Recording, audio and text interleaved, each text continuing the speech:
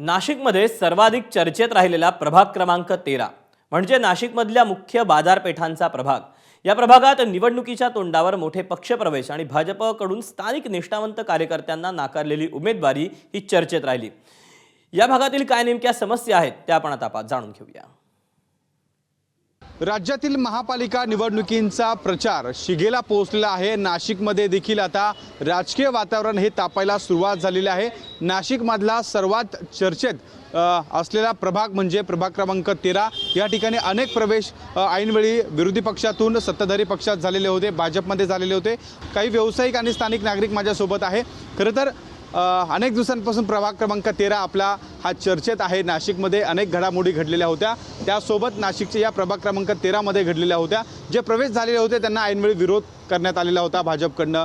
मात्र गिरीश महाजन यांनी त्या ठिकाणी हा प्रवेश त्या ठिकाणी करून घेतलेला होता। अगदी त्यांच्यावर देखील स्थानिक भाजप कार्यकर्ते जे होते ते नाराज झालेले होते। असं असताना त्यांना उमेदवारी दिलेली आहे। मातब्बर घरातील उमेदवार हे आता आपला नशीब आजमावत आहे। मतदार म्हणून काय वाटतंय? अनेक वर्षांपासून आपण या प्रभागामध्ये वास्तव्यात। नाशिकसह संपूर्ण महाराष्ट्रातच यावेळी राजकारणाचा चित्र आपल्याला बदललेलं दिसलेलं आहे। पक्षांमध्ये इकडून तिकडे जाण्याचं प्रमाण यावर्षी नगरपालिकांच्या इलेक्शनमध्ये खूप काही कॉमन आहे आणि त्याला आमचा प्रभागही काही अपवाद ठरलेला नाही। आमच्या प्रभागातही अनेक लोक इच्छुक होते, अनेक पक्षाचे मातब्बर, जसं तुम्ही सांगितलं 2-2 पिढ्यांचे राजकारणी या भागातून आहे। महापौर, स्थायी समिती अध्यक्ष असे मोठे मोठे पद महानगरपालिकेचे इकडच्या राजकारण्यांनी घेतलेले आहे आणि त्याप्रमाणे जर बघितलं तर तसा काही विकास या जुन्या नाशिकच्या भागाचा आजही आपल्याला झालेला दिसत नाही। आजही हा व्यापारी पेठ असलेला रविवार पेठ जो नाशिकची सगळ्यात मुख्य बाजारपेठ आहे, याच्यामध्ये आजही पार्किंगसारखी समस्या असो, पथदिवे असो, रस्ते असो, याच्या वर्षानुवर्षाच्या अडचणी असो, जुन्या वाड्यांचं जे रिनोव्हेशन असो, अशा बऱ्याच स्थानिक मुद्द्यांवर आज देखील प्रशासनाकडून योग्य ते काही काम झालेलं आम्हाला काही आढळत नाही। पण नगरसेवकचं इलेक्शन म्हटलं का जो आपल्या हक्काचा माणूस असतो, सर्वसामान्य माणसाच्या अपेक्षा असतात तरी किती? घंटागाडी, पथदिवे, चांगले रस्ते, योग्य वेळी पाणी, या छोट्या आणि माफक अपेक्षा सर्वसामान्य नागरिकांच्या असतात आणि जो माणूस हक्काने फोन केल्या आपल्या या अपेक्षा सॉल्व्ह करतो त्यांनाच मतदान या ठिकाणी होत असतं। परंतु रविवार पेठमध्ये बऱ्याच वर्षापासून जो पार्किंगचा मुद्दा आहे, जसं एक यशवंत मंडई आमची पाडली गेलेली आहे, तिथे मल्टी स्टोरी अशी पार्किंग होणार आहे असं आम्ही बऱ्याच दिवसापासून ऐकतोय, पण त्याचं कामाची सुरुवात अजून कुठेही महापालिका प्रशासनाकडून झालेलं दिसत नाही। नाशिक महानगरपालिकेची स्थापना झाल्यापासून आजपर्यंत इथल्या प्रभागामध्ये कोणत्याही प्रकारचा बदल झालेला नाही। राहिली गोष्ट सिंहस्थ कुंभनगरीची, तर दर 12 वर्षांनी कुंभमेळा भरतो। प्रशासनाला, स्थानिक लोकप्रतिनिधींना या सर्व गोष्टींची जाणीव आहे, पण एक विजन डॉक्युमेंट असं कोणाकडेच नाही आहे की 12 वर्षांनी कुंभमेळा येणार तर नाशिकमध्ये काय विकास झाला पाहिजे। तसं बघितलं तर जुना नाशिक हा पंचवटीशी कनेक्टेड एरिया आहे। प्रभाग क्रमांक 13 अत्यंत महत्त्वाचा प्रभाग आहे, कारण कुंभमेळा ज्या क्षेत्रात घडतो त्याचा समोरचा अर्धा भाग या प्रभागात येतो। आपण जर बघितलं तर येथे शासनाच्या ब्ल्यू लाईनची सक्ती आहे, त्यामुळे कोणत्याही प्रकारची डेव्हलपमेंट होत नाही। त्यामुळे भग्नवाडे, जीर्ण अवशेष हे आपल्याला तसेच बघायला मिळतात।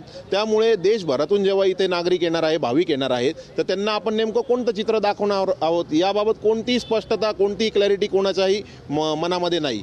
आणि त्यामुळे इथल्या जो प्रभाग क्रमांक 13 आहे याच्या ज्या विकासाचं जी घडी बसायला हवी होती, कोणाकडे याचं विजन नाही आणि कोणत्याही प्रकारची घडी बसलेली नाही। या व्यतिरिक्त इथले अनेक मुद्दे आहे। इथे वाहतूक कोंडीचा प्रश्न आहे। 2003 मध्ये आपल्या या प्रभागाने आणि जुन्या पंचवटीने चेंगराचेंगरीचा अनुभव घेतलेला आहे। अनेक भाविकांचा त्यात जीव गेलेला आहे, पण त्या दृष्टीने कोणतीही उपाययोजना आज आपल्याला अस्तित्वात दिसत नाहीये।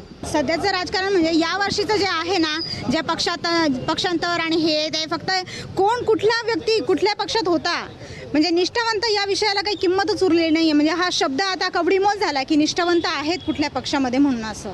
तर त्या हिशोबाने म्हणजे कोण कुठे जातोय, कुठे कोणाशी, म्हणजे फक्त स्वार्थासाठी सगळी हात मिळवणी चालू आहे। ही लोकांना गृहीत धरले जात आहे। म्हणजे मतदार हे फक्त जसं काय एखाद्या शेळे मेंढ्यांसारखे फक्त वाळून न्यायचे आहेत आणि तिथे जबरदस्तीने मतदान करायला लावायचं, एवढाच फक्त उद्देश उरतोय त्याच्यामध्ये। बाकी खरं तर आपण बघतोय महिलांचा देखील मोठा रोष पाहायला मिळतोय। लोकांना गृहीत धरलं जाते अशी त्यांचं त्या ठिकाणी म्हणणं आहे। अनेक वर्षांपासून आपण या ठिकाणी राहत आहे। खरं तर अनेक महत्त्वाचे प्रश्न अनेक वर्षांपासून प्रलंबित आहे। ज्येष्ठ नागरिक म्हणून काय सगळं राजकारणाकडे कसं बघतात? मोठा प्रश्न इथे पार्किंग आणि महत्त्वाचं काय आहे, ह्या ज्या बसेस आहेत, लिंक बसेस ज्या कॉर्पोरेशन चालवतात, ह्या संध्याकाळी 5 नंतर ॲक्च्युअली या रस्त्यावरती पायीसुद्धा चालता येत नाही। इतकी भीषण समस्या आहे। ह्या बसेसच्या बाबतीत काहीतरी निर्णय घ्यायला पाहिजे की जेणेकरून इथला व्यापार होईल। संध्याकाळी 5 नंतर ह्या रविवार पेठेत कोणी यायलाच तयार नाही। म्हणजे अक्षरशः असं वाटतं की आता दुकान इथून बंद करून निघून जावं. पार्किंगचा मोठा प्रश्न. यशवंत मंडईची ताबडतोब त्यांनी हे करायला पाहिजे, तिथं मल्टिपल पार्किंगच व्हायला पाहिजे. खाली शॉपिंग कॉम्प्लेक्स करायला ठीक आहे, पण वरती मल्टिपल पार्किंगच व्हायला पाहिजे. मतदार जो आहे तो आता संभ्रम अवस्थेत एकूणच पाहायला मिळतोय. मात्र येणाऱ्या काळामध्ये प्रभाग 13 हा नेमका कोणाला कौल देणार हे देखील बघणं आता तितकंच महत्त्वाचं असणार आहे. कॅमेरामन किरण कटरेसह शुभम बोडके, ABP माझा, नाशिक. ABP माझा, उघडा डोळे बघा नीट.